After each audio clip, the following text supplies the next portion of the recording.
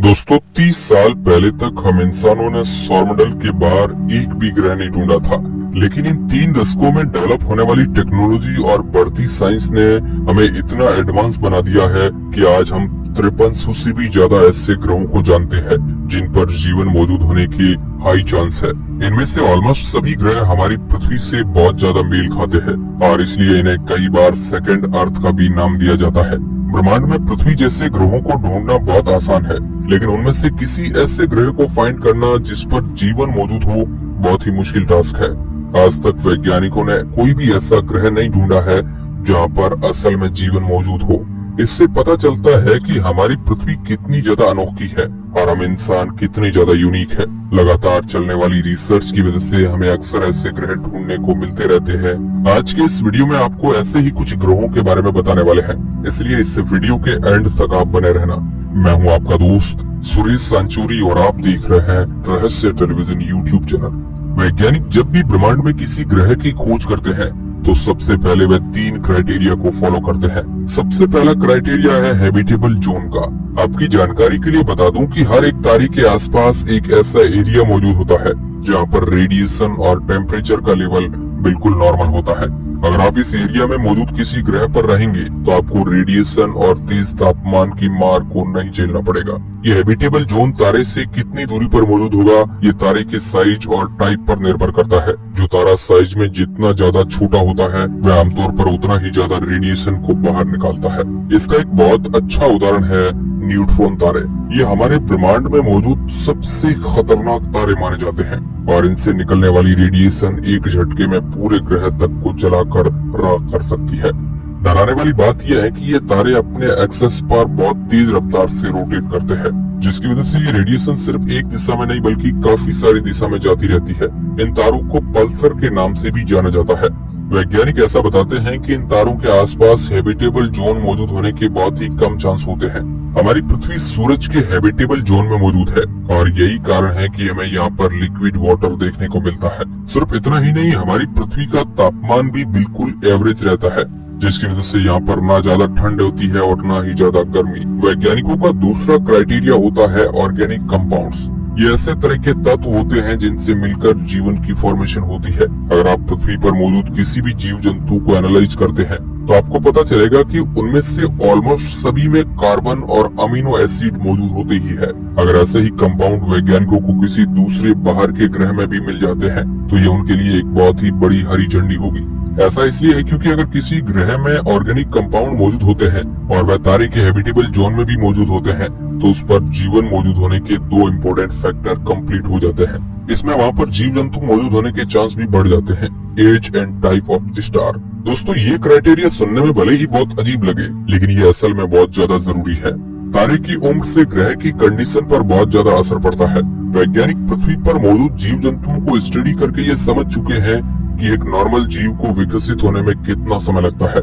हमारी पृथ्वी पर भी जीवन अरबों सालों से मौजूद है, लेकिन मात्र कुछ साल पहले ही हम इंसान इस पृथ्वी पर आए हैं। वैज्ञानिक ऐसा बताते हैं कि वह ऐसे ग्रहों को ढूंढने में इंटरेस्टेड है जिनके तारे की उम्र थोड़ी ज्यादा हो। इस केस में उस तारे के आसपास मौजूद ग्रहों में जीवन मौजूद होने की चांस थोड़े ज्यादा हो जाते हैं। अगर कोई एलियन हमारी पृथ्वी को 3 अरब साल पहले आकर ऑब्जर्व करता है तो उसे ये कभी नहीं पता चलता कि यहाँ पर हम इंसान जैसे इंटेलिजेंट जीव भविष्य में पैदा होंगे।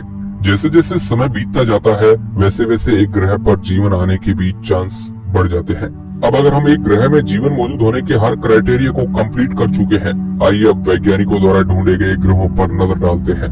ग्लीड 667 ये ट्रिपल स्टार सिस्टम है जो स्कॉर्पियस नाम के एक तारा मंडल में मौजूद है। इंटरेस्टिंग बात यह है कि यह स्टार सिस्टम हमारी पृथ्वी से काफी नजदीक मौजूद है और इसकी दूरी मात्र 23 प्रकाश वर्ष ही है। वैसे तो ये डिस्टेंस बहुत ज्यादा होती है, लेकिन अगर ब्रह्मांड के नजरिए से देखें तो इतनी दूरी कुछ भी नहीं है। ये पहला ऐसा स्टार सिस्टम है जहाँ पर वैज्ञानिकों ने एक कम द्रव्यमान वाले तारे के आसपास ऐसे ग्रहों को ऑब्जर्व किया है जहाँ पर जीवन मौजूद हो सकता है। जैसा कि मैंने आपको पहले ही बताया कि ये एक ट्रिपल स्टार सिस्टम है, यानी इसमें तीनों तारे मौजूद है। इनमें से सबसे विशाल तारे का नाम GJ667A है। ये एक टाइप का मेन सीक्वेंस स्टार है जो इस स्टार सिस्टम का सबसे बड़ा तारा भी है। आपकी जानकारी के लिए बता दूं कि मेन सीक्वेंस स्टार्स उन तारों को कहा जाता है जो अपने केंद्र में फ्यूजन रिएक्शन के चलते अपनी एनर्जी को प्रोड्यूस कर पाते हैं। हमारा सूर्य भी एक मेन सीक्वेंस तारा ही है क्योंकि इसके केंद्र में भी न्यूक्लियर फ्यूजन रिएक्शन चल रहा है जिससे रेडिएशन और लाइट रिलीज होती है।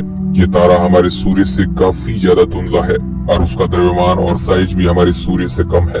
इस ट्रिपल स्टार सिस्टम का दूसरा मेंबर है GJ667B।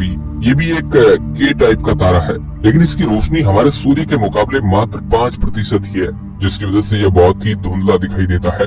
इसका द्रव्यमान हमारे सूर्य के द्रव्यमान का मात्र 69% ही है। GJ667B और GJ667A के बीच में 12.5 एस्ट्रोनॉमिकल यूनिट की दूरी है। आपकी जानकारी के लिए बता दूं कि एक एस्ट्रोनॉमिकल यूनिट दूरी मतलब हमारी पृथ्वी और सूर्य के बीच की दूरी के बराबर है। इनमें से तीसरा तारा सबसे ज्यादा इंटरेस्टिंग है क्योंकि उसके आसपास बहुत सारे ग्रह मौजूद है। जैसा कि आप समझ ही चुके होंगे कि इस तारे का नाम GJ667C है। यह हमारे सूर्य से 1/3 छोटा और उसका द्रव्यमान भी हमारे सूर्य का मात्र 34% ही है। सिर्फ इतना ही नहीं, इसकी रोशनी हमारे सूर्य के मुकाबले ऑलमोस्ट 99% कम है जिसकी वजह से ये बहुत ही धुंधला दिखाई देता है। वैज्ञानिकों द्वारा की गई एक स्टडी में ये पता चला था कि इस तारे के आसपास करीब 3 ग्रह मौजूद है जो शायद सुपर अर्थ कैटेगरी के प्लेनेट्स है। हालांकि एक नई स्टडी में ये पता चला है कि इस तारे के आसपास 3 नहीं बल्कि 6 ग्रह मौजूद है जिनमें से 4 सुपर अर्थ है। सुपर अर्थ दरअसल एक ऐसा प्लेनेट होता है जिसका साइज हमारी पृथ्वी के मुकाबले ज्यादा हो। यही कारण है कि इसे सुपर अर्थ बुलाया जाता है। ये ऐसे ग्रह होते हैं जिनका साइज पृथ्वी के साइज से तो ज्यादा होता है लेकिन बृहस्पति जैसे ग्रहों के साइज से कम होता है। इस पूरे सौरमंडल में सबसे पहला ग्रह ग्लीच 666 भी है और इसका द्रव्यमान हमारी पृथ्वी के मुकाबले 5.5 गुना ज्यादा है। सिर्फ इतना ही नहीं, ये अपने सूर्य मंडल का सबसे विशाल ग्रह है लेकिन इसका तापमान हमेशा ही बहुत एक्सट्रीम लेवल पर रहता है। आपकी जानकारी के लिए बता दूं कि इस ग्रह का तापमान 200 डिग्री सेल्सियस के आसपास रहता है जो इंसानों को चुटकियों में नष्ट करने के लिए काफी है। क्योंकि इस ग्रह के पास अपना वायुमंडल मौजूद है इसलिए यहाँ का तापमान लगातार बढ़ता जा रहा है। हालांकि ये ग्रह अपने तारे के हैबिटेबल जोन में मौजूद नहीं है जिसकी वजह से ये ऑलरेडी हमारी क्राइटेरिया की लिस्ट से बाहर हो जाता है। ग्लीच 667 सौरमंडल का दूसरा प्लेनेट है और इसका द्रव्यमान हमारी पृथ्वी के मुकाबले 3.8 गुना ज्यादा है। इसका साइज हमारी पृथ्वी के मुकाबले 1.8 गुना ज्यादा है और ये अपने तारे के हैबिटेबल जोन में मौजूद है।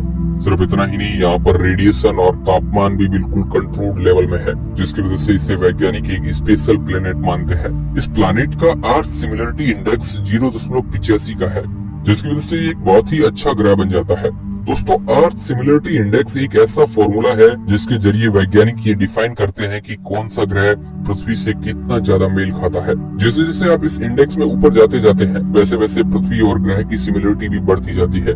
हमारी पृथ्वी का अर्थ सिमिलरिटी इंडेक्स 1 है और अगर हमें ब्रह्मांड में कोई और ऐसा ग्रह मिलता है जिसका अर्थ सिमिलरिटी इंडेक्स 1 है तो वह ग्रह बिल्कुल हमारी पृथ्वी की जैसा होगा।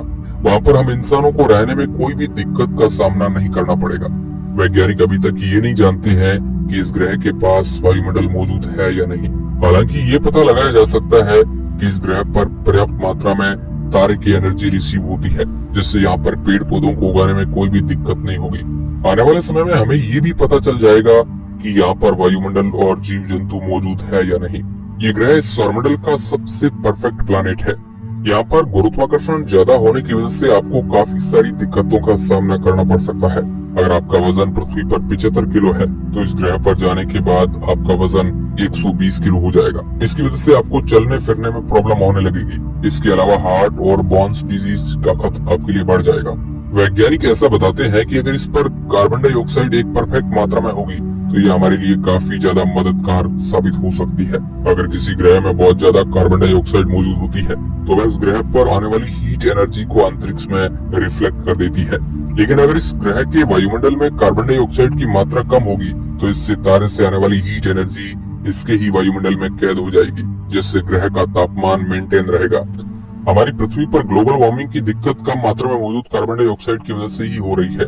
सूर्य से आने वाली सारी लाइट कार्बन डाइऑक्साइड गैस की वजह से हमारे वायुमंडल में कैद हो जाती है जिससे हमारी पृथ्वी का तापमान लगातार बढ़ता जा रहा है।